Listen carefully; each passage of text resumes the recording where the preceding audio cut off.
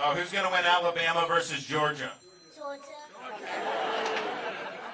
I'm fine with all those outcomes, so good deal. Well, thank you all for coming out. So we got into town late last night. We're going to be finishing the 99-county tour. We go to Jasper County later today. So I'll be the only candidate that has done that, and I think probably the only one that will. And we woke up this morning and with a first grader, a kindergartner, and a preschooler who were born and raised in Florida and have never seen snow in their lives. That changed this morning. So they got to play around in some snow, and I'm sure they're going to see a lot more of that over the next 6 weeks. So we're excited to be able to do it. But thanks, guys, and we'll see them down in Jasper County. So. Well, good to see y'all. It's great to be here back in Iowa. We've been working really hard to make this caucus something that's going to change the trajectory of this country. You have the power to do that. You see what's going on with our country, not just in Washington, but even in left-wing states like California, which we saw the other night when we did the debate with the governor of California. And it's important because the battles that we face politically is not just, well, we may have a little bit of difference here on taxes or this like that. If you look at what's happened in places like California, New York, Illinois, these places, they have imposed a leftist agenda that is not just bad, it has caused cities to collapse, it has caused states to collapse, it has sparked a mass migration out of these states. And I was somebody, and I pointed it out when we were doing the debate. When I was in the Navy, one of the places I got assigned to was Coronado Naval Amphibious Base. If any of you have ever been there, beautiful stretch. Your Navy, you've been there. Beautiful stretch of real estate. And then the whole state has got so many great natural wonders and advantages. And for for the entire history of California, people had moved there. They never lost population ever until this governor came in and wreck the state.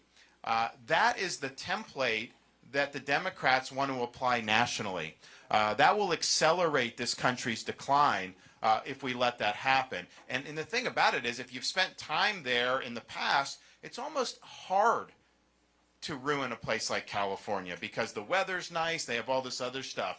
But that just shows you these leftist policies, these left-wing politicians, they will destroy this country if we don't turn it around and turn it around fast. And the proof is just in the pudding, because we can talk about it. You know, they did statistics which I think speak for themselves. I've never seen anyone try to slip out of like the facts and like do all that. But you know, it is what it is. You know, they are home to Hollywood, so they got to do a lot of make-believe out there. But and that's important, but it's also just open your eyes and look how people behave. And when they vote with their feet, that says it all. You know, people aren't leaving Iowa in droves, they're leaving Illinois in droves. Why? Because Illinois has pursued a left-wing agenda that is failing the people. Iowa's pursued a conservative agenda that is serving the people. People are leaving New York and New Jersey and they're moving to Florida. People are coming into Florida because we've stood for freedom. We need to choose in this country freedom over failure. That's going to be what we have opportunity to do in 2024. And I think what I have shown is everybody running, I'm the only person that has delivered on 100% of my promises that I've made to people. Everything I said I would do, I delivered. And it's important that we actually deliver going forward. I'm also the only one running, and you saw it the other night with that debate. I'm the only one that's beat these people on all these issues. I have not let the left get an inch in Florida. We have beat them. We beat them in debates. We beat them on illegal immigration. We beat them on COVID. We beat them on education and school choice. We beat them on crime, getting rid of Soros-backed DAs. We beat them on universities having tenured professors undergo review now and can be let go. On all these different things, we not only fought the fight, we won, and we beat the left on all these important issues. And that's what it's going to take. I mean, yes, you got to win the election, and we won the biggest election victory in Republican history in Florida, and we'll be able to do similar nationally, and that's important. But you got to actually bring this all to fruition, because if we don't do that, If we go in and fritter away the opportunity, then, you know, the country's not going to be turned around. So it's only going to be with a leader. It's not going to be about me. It's going to be about you. It's not going to be about any of my issues. It's going to be about this country's future. It's not going to be something where we go in ham-handed and ill-prepared. On day one, we will be ready to go, and we will spit nails to be able to turn this country around. You're going to see a lot of activity starting on the first day in office. We're going to declare the border to be a national emergency and send military, stop the invasion.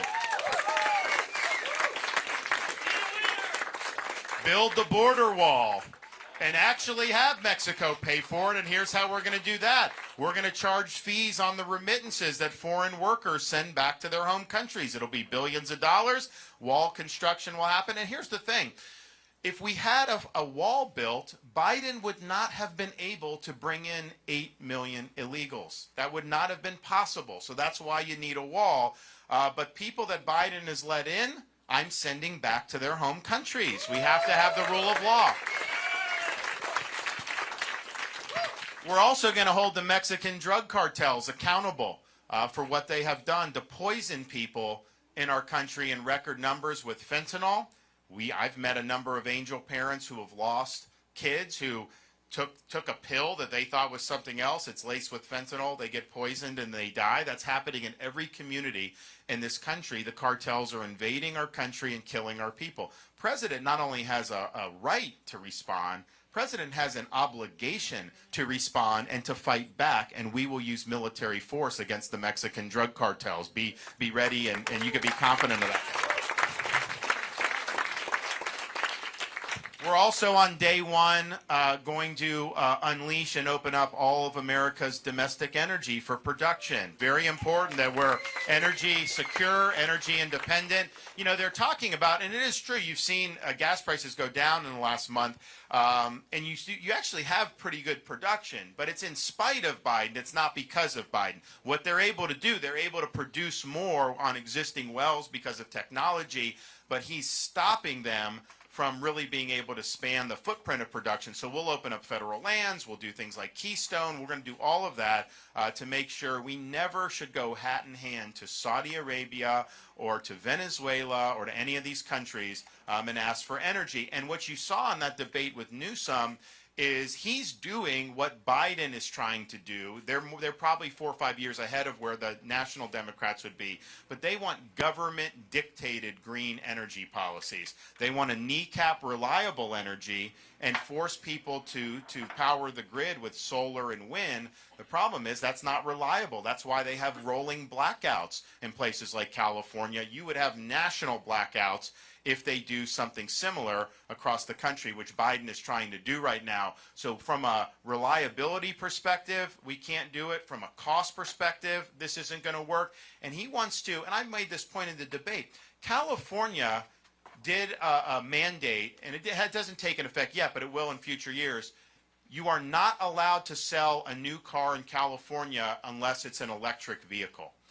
And so that takes away your choice as a consumer. It makes things more expensive. But here's the kicker. After they announced that mandate, a few days later, the state put out an announcement, and they said, if you have an EV, do not plug in your EV because the grid can't handle it. Well, give me a break. I mean, come on.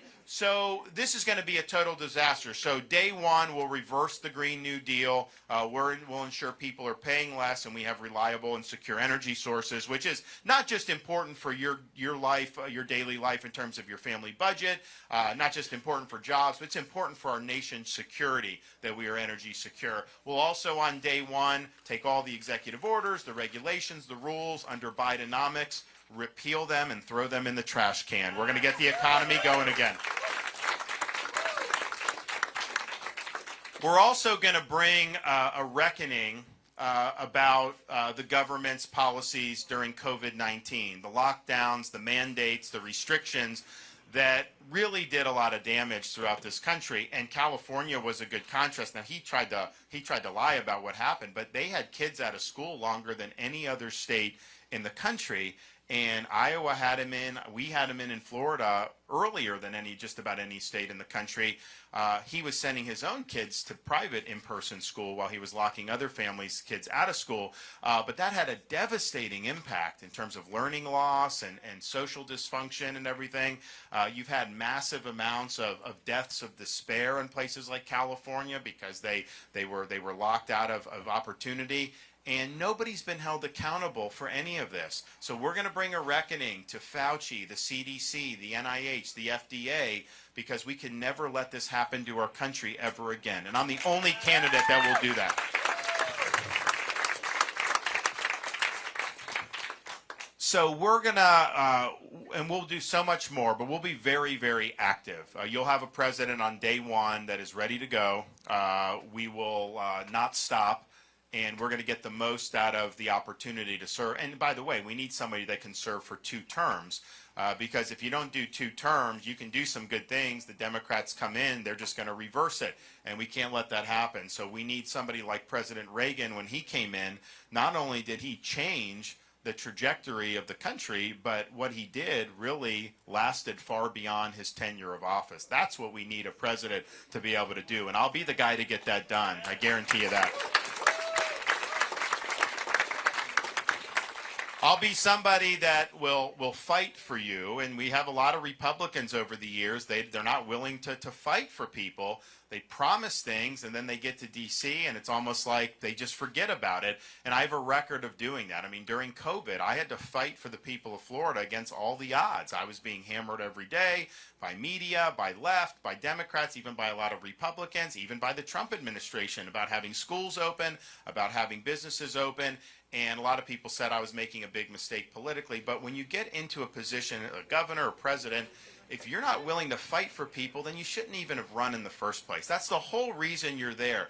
People need you to fight for them when it's difficult. If it were easy, then it wouldn't matter who you elected. And so those are the times when you really got to dig in and show people that you're there for them. And so we did that, of course, during COVID. We also did it to protect the innocence of our kids and the parents when we beat Disney on the sexualization of the curriculum. They wanted the sexualization of elementary school curriculum. We said, no, that's not going to happen.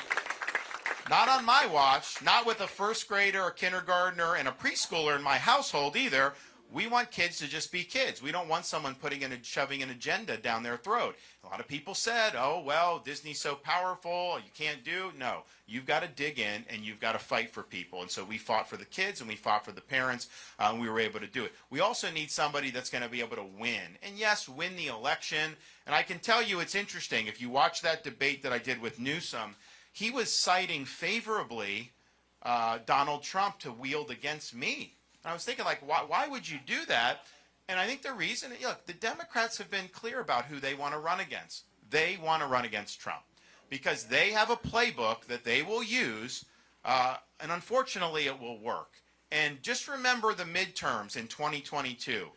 A week before the midterms, Fox News, oh, this poll, there's going to be a red wave, all this stuff. This poll, there's going to be a red wave.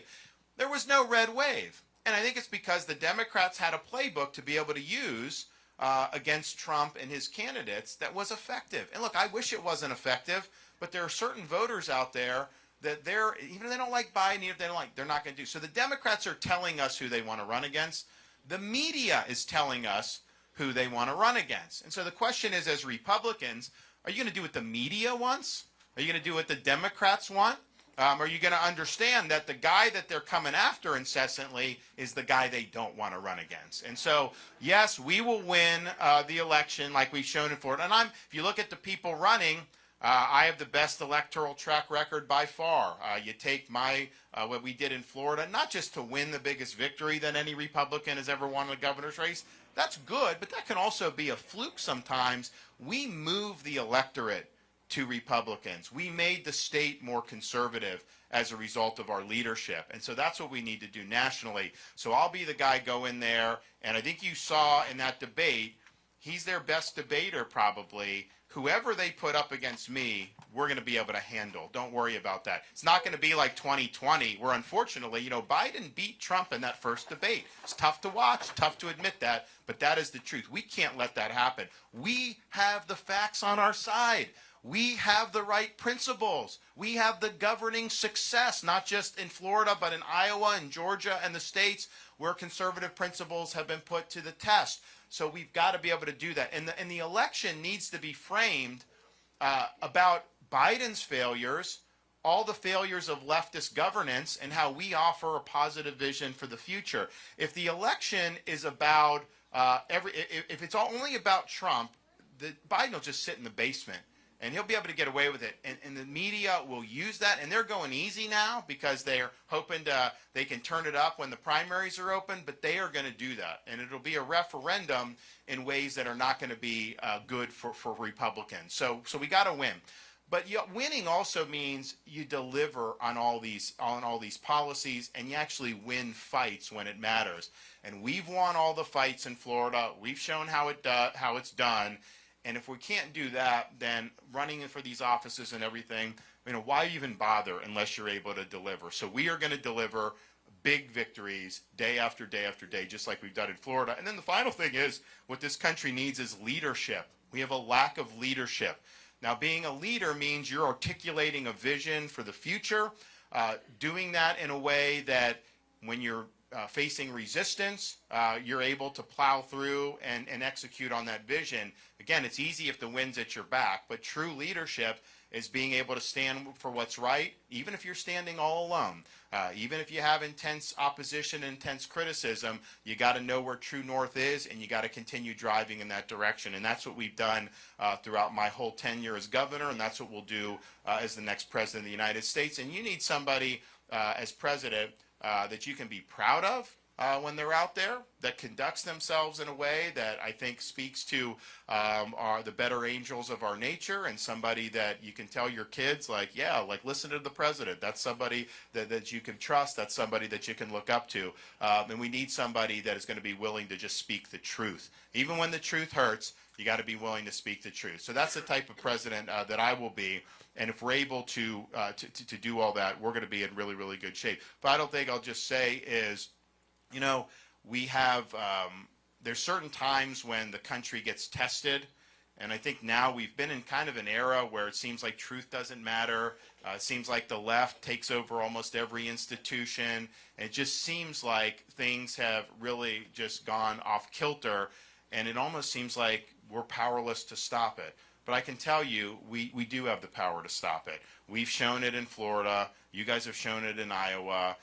The American people, when they want to make a change, when they're resolute and they get together, you can do it. And we can do it going forward. So I know there's a lot of pessimism out there, but I think with great challenges comes great opportunities.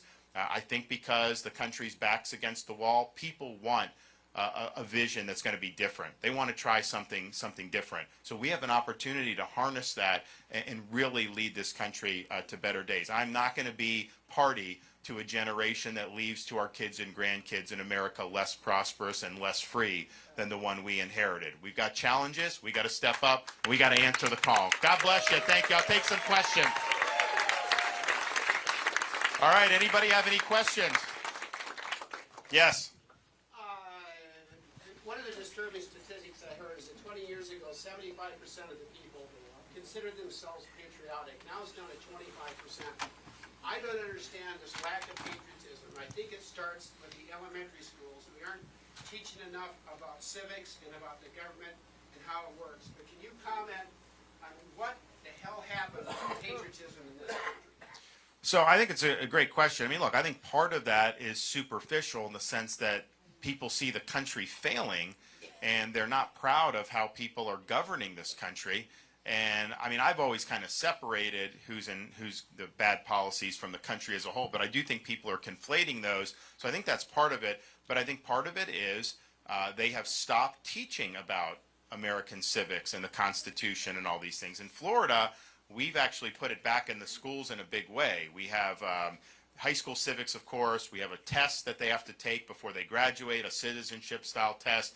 And then we created a program for teachers. They get a $3,000 bonus. It's a 50-hour course. And the course is done by people from like Hillsdale College and Heritage Foundation, talking about the actual foundations of the Republic. So you learn about the Enlightenment, Judeo-Christian tradition, British common law, anything you can that went into how this country was formed, these teachers are learning and then they're passing on. So I think we have an opportunity to have an upswing in patriotism.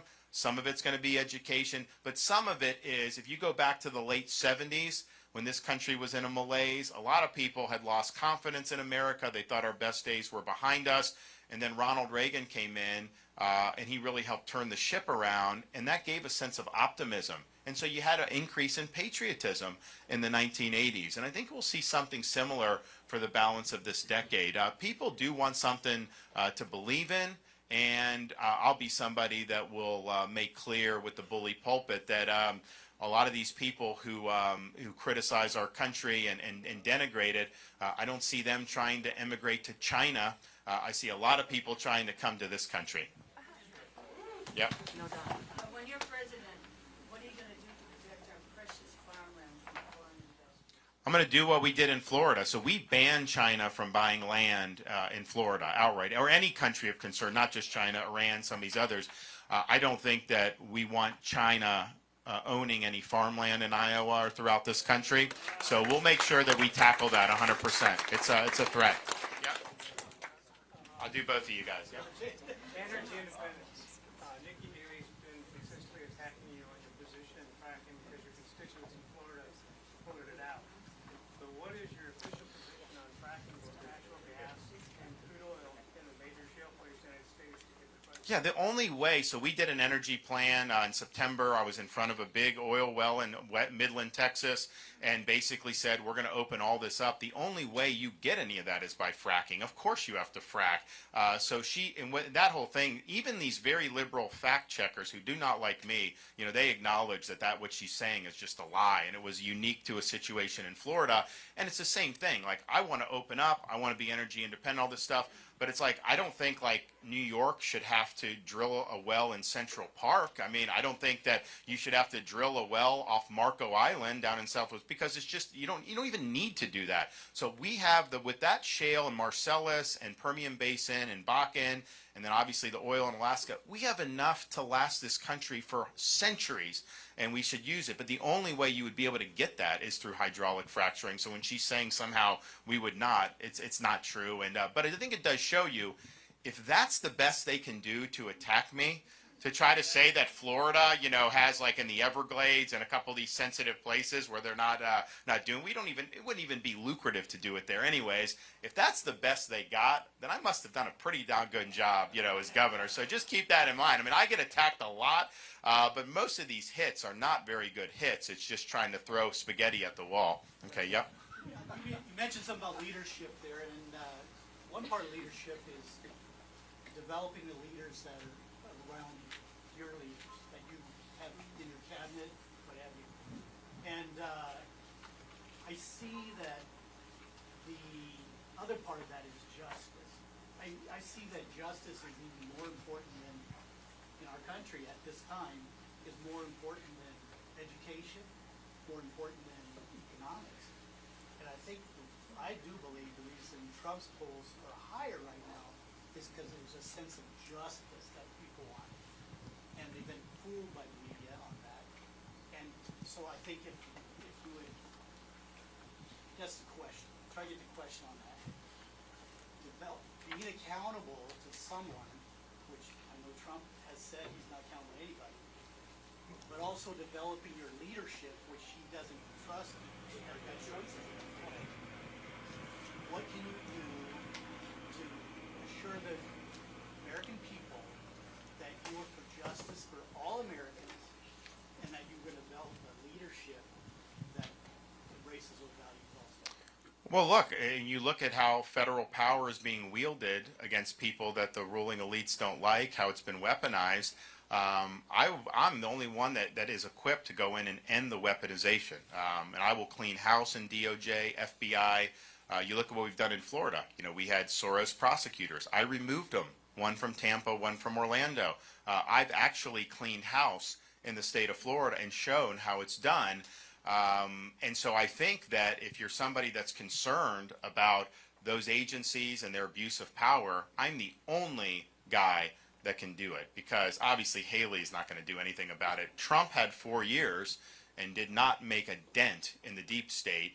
And unfortunately, I think, look, I think if he's a candidate, I think the Democrats are going to be able to keep him from winning, unfortunately. But let's just say somehow he got in. You know, a lot of the stuff he'd be doing would be about his personal situation. That's not what it's about. It's got to be about you. I don't want weaponization, not because of me, because it's going after you. It's going after people that are going to school board meetings. It's going after people that are pro-life demonstrators. It's going after people that are posting online about COVID policy and stuff like that. Those are the people that the government crushes. People that are rich and famous, they have a fighting chance to fight back. It's the Americans that are working hard, and because they happen to be in a faction of society that the ruling class doesn't like, then they get scrutinized, and they have power wielded against them. I'll come in on day one, and we'll have a new sheriff in town. You know, I have said on day one, you're going to have a new FBI director. That is not something that the other candidates have necessarily said. I know Donald Trump has said the jury is still out on Christopher Wray. No, it's not. We need new leadership, and he should have fired Wray when he was president. He didn't do it. So I'm really the only guy that can bring that sense of justice and restore constitutional government and restore the rule of law. And it's going to require focus. It's going to require discipline. It's going to require attention to detail. You're not going to be able to be distracted. And this is something where power has accumulated in these agencies. They're not just going to give it back. They don't care who wins these elections. They think they're entitled to govern. So unraveling that is something that needs to be done, but it isn't as easy as just flipping a switch. They're going to fight you every step of the way. So you need somebody that's really going to be in there and is going to be focused on doing what's right. The minute you get distracted, the bureaucracy is going to win. Yes, sir. Nikki Haley is a young global leader with the World Economic Forum. That's right. What is your relationship? So the question was, Nikki Haley, she has been a young global leader for the World Economic Forum and has done events with the World Economic Forum. We've done a number of things in the state of Florida, anti-ESG. We banned central bank digital currency. And when I was signing those bills, one of the things I said is policies that you see at places like the World Economic Forum are dead on arrival in the state of Florida, and they will be dead on arrival in the United States of America when I'm president. Yep. What would you do to protect our precious babies and their mothers? Babies and their mothers both. So the question is promoting a culture of life. Well, you guys have done that, of course, here in Iowa. We've done heartbeat protection in the state of Florida. Where the Democrats want to go, and Newsom would not answer the question when we did the thing, because their position is, it's uncomfortable to say because it's grotesque, taxpayer-funded abortion up until the moment of birth. That is unacceptable. So we have to make sure no tax dollars are going to this, subsidizing this. I'm going to go in for the Defense Department. They have enacted an abortion tourism policy. We're going to reverse the abortion tourism policy. That's not appropriate for the military to be doing. We should not be funding that. So we'll promote a culture of life, but they are very, very radical in what they want to do. People have not called them out on that, and we're going to make sure to hold them accountable on their extremism. Yes, sir. I have a question on Social Security. None of the politicians in Washington got a plan on how they can bail out Social Security, but over the years, they've taken money from our money, that's our money in Social Security, and used it for plans that's not set up to pay for. But yet, I can sit at home and listen to Joe Blow and everybody else up there give hundreds of millions and billions of dollars to these countries that want to kill me, and they can't use that money to bail out Social Security and pay for those plans that's not set up for. Well, look, I think it's a great point. And thank you for your service. We appreciate you being a veteran. So it's true. So, Social Security, you get taxed on your paycheck with the payroll taxes. And that's a stiff tax. I mean, I remember my first job as a teenager. I went to work and I was making $6 or whatever an hour, and I saw that coming out. I was like, man, that is tough. So they do say, so everyone is paying into this thing.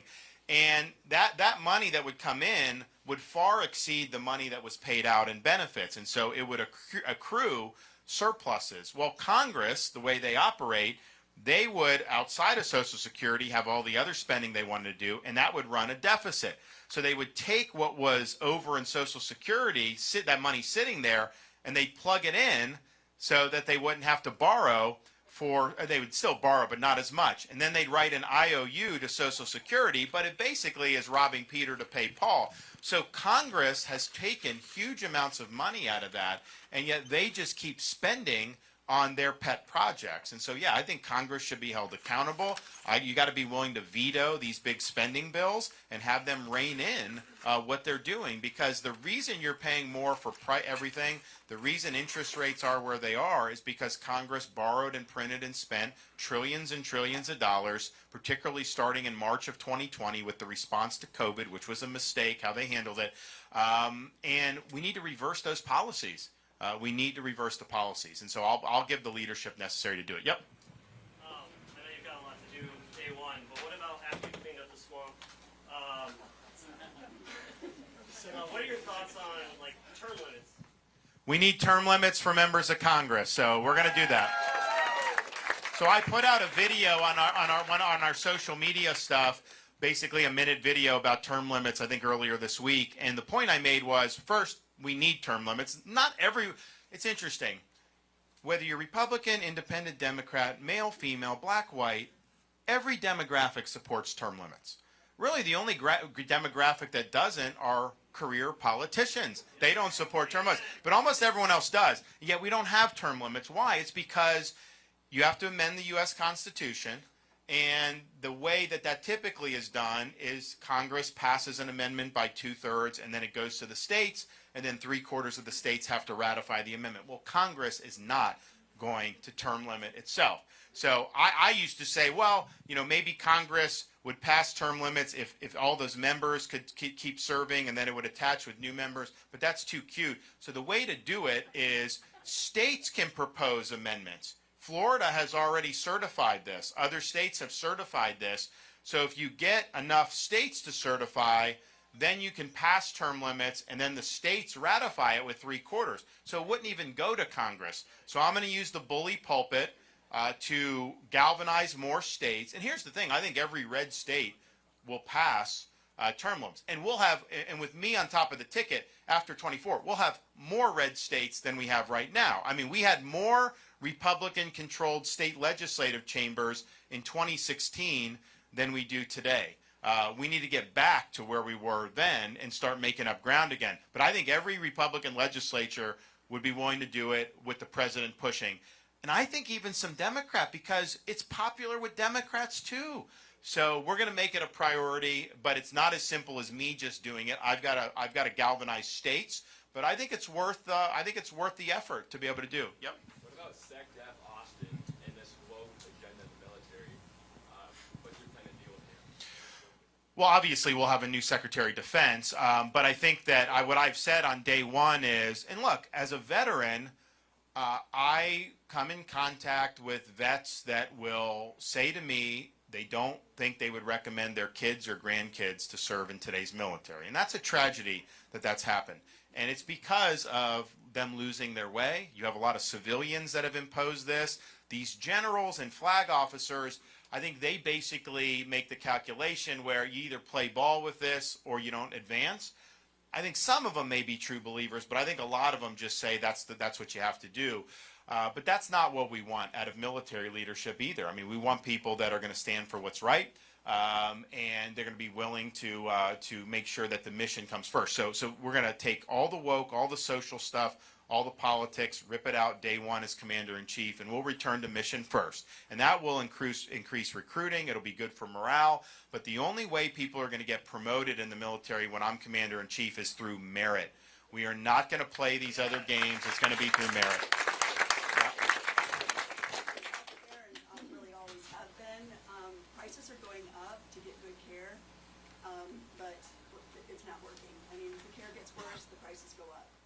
Yeah, so I mean, I think that's the number one thing we're going to look to do in healthcare is make it more affordable. We were promised that, of course, with some of these bills that have passed, and it has not worked. Now, part of what we're seeing in healthcare is a reflection of record inflation that we've seen over the last few years. There's no question that that has contributed because everything that goes into the economy has gotten more expensive. But healthcare has been going up a lot longer than just this more recent inflation. And part of it, I think, is because you've got massive institutions now that are really controlling healthcare. Big pharma, big insurance, big government. And the doctor and the patient, they're in the back of the bus. It used to be the doctor and the patient really drove healthcare. Now, most people leaving medical school, private medical practice isn't even viable. Doctors are salaried employees at hospitals in this. I think what that's going to do, it probably already is, but certainly over the long term, you are going to see less quality people want to go into medical school because, yeah, I mean, I think it probably already is, but you're going into this and then you're ending up, what, you're like a bureaucrat instead of a physician? And it used to be you could do, private practice was viable. Doctors could make really good livings. And here's the thing. Going to medical school for 4 years isn't easy. Then they do the residency, which is not easy. It's like, okay, you know, if you can go be in private equity or a hedge fund, then you make a lot more money and it's better lifestyle.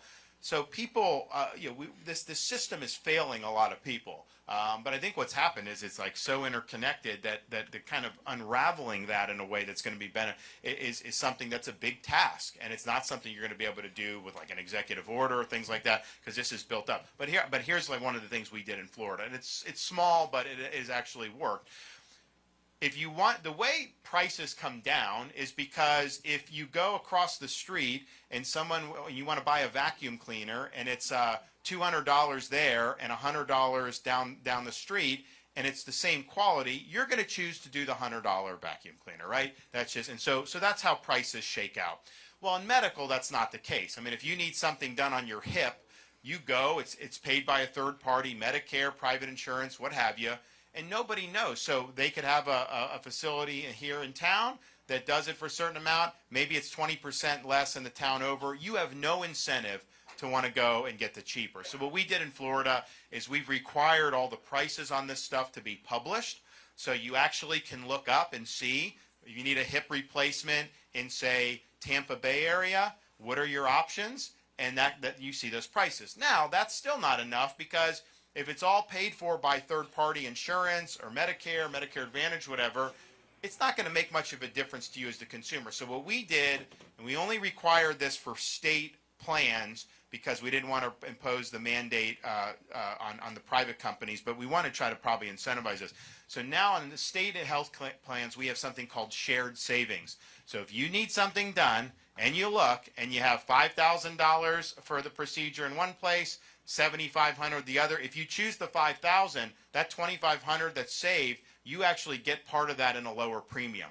So you have an incentive to look to try to save money because you will actually save money in your own pocket. But unless the consumer is able to save, then it's not going to make a difference. So we're going to do the price transparency, but we've got to link it to where a consumer gets benefits when they choose things that are cheaper. Yes? Yes. With term limits, which I am absolutely all for, you've got new people coming in, more people going out, and they are going out with these huge pension programs. That's going to cost us a lot more money. Well, so it's interesting. I'm a recovering member of Congress for 3 terms. But one of the thing I did on day one was I declined the congressional pension because it's just, you know, that's not what people in the private sector were getting. I also declined the health insurance because they were forcing Obamacare on other people, but Congress had exempted itself.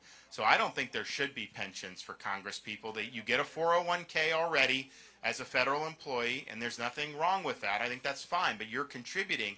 But to get a 401k and get the pension, so I actually had legislation when I was there, is called the EPIC Act, Ending Pensions in Congress. So I think we need to do that. I'm all for it. Yes, sir. Last question, ladies and gentlemen. Last question. The Middle East and Israel, what do you think is going to happen and what should happen? Well, what should happen is Israel should finish the job so that Hamas is no longer a threat to them. That's what they need to do. It's just, you know, I think about this, and Biden's people, that's like, oh, we support it, then they kneecap them and all this other stuff, ceasefire, this, all that. And I think about it just like down in Florida. If someone in the Bahamas were firing rockets into Fort Lauderdale, we would not accept that for 2 minutes. We would flatten it. It would never happen again. And the American people would accept nothing less than that. But somehow Israel has a terrorist group right on its border that doesn't just want to do an attack here or there. They want a second Holocaust. They want to drive every Jew into the sea. They want the total destruction of Israel. And they're told that you're supposed to negotiate or have some ceasefire with them. That does not work. So we need to support Israel in word and deed, in public and private, for them to be able to do what they need to defend themselves. That doesn't mean like it's going to be us doing it or our military. But it does mean that we're there with moral clarity to say, you know what, it is not the same thing to have a Hamas terrorist putting a baby in the oven and then have Israel respond to Hamas. There's no moral equivalence there. So let's understand what is right, what is wrong. Let's side with good over evil, and I'll be a president that will have a very strong relationship with the state of Israel. We've done it as governor. I have a tremendous relationship with Bibi, and that's why when the attack happened on October 7th, I knew it was going to be an issue for Florida, just because we have so much back and forth. And a day or two passes, and all these Floridians and Americans were stranded in Israel. Biden wasn't helping them get out. So I did an executive order in Florida, and we marshaled planes, and we sent planes to rescue. We rescued over 700 people and brought them back to Florida. Now, part of the reason we were able to do that is because we had a good relationship with the Israeli government. They were not necessarily letting a lot of flights. A lot of the flights had been canceled. Ben Gurion Airport was not necessarily operating like it normally did, and so we had to make arrangements to make sure we could do that. But that goes with having a good relationship. And oh, by the way, Biden then started helping Americans get out, but he was dumping them in Greece. And then he was sending them a bill for the service.